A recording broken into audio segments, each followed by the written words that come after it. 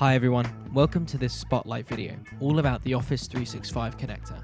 Today we're going to quick fire go through the entire setup from start to finish. After this you'll be able to set up the threat remediation connector, which will be in a separate video. For now, I'm your host Samuel, let's jump into it.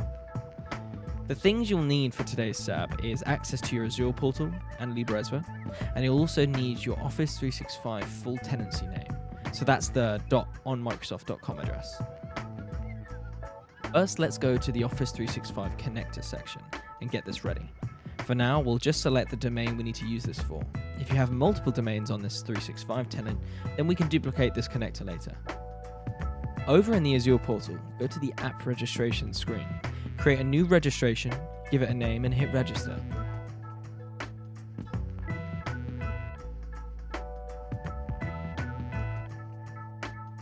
Here is where we need to start noting down bits of information to put into the ESG console.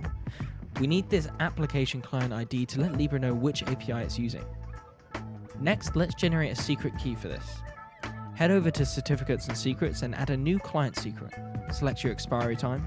Here I've selected never. Copy the value as this is the second thing we'll need for this connector. Make sure you grab this now as it disappears once you leave this screen.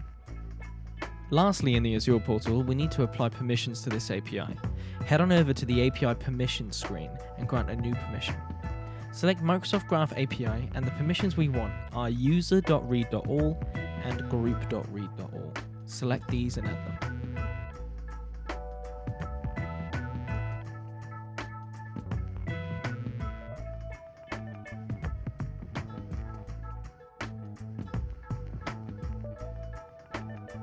We now need to grant admin consent for these API permissions as they allow the connector to read information. Once this is done, we can head back over to Libraesva. Back in the Libraesva console, we just need to go through and add in our information. Paste the client ID and secret in their respective sections and add the 365 tenant ID in the top section.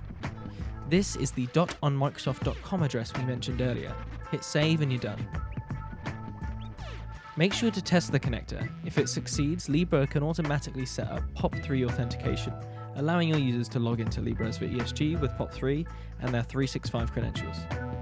Now this is done, we can go ahead and import the user and group data into the Libraesva user list and the valid recipient list. Here you can see me doing that. If you're importing the VLR, make sure to change the VLR settings in the relay configuration screen. Other than that, we're all done. Thanks for watching, guys. Go ahead and watch the Office 365 threat remediation video after this. Catch you in the next one.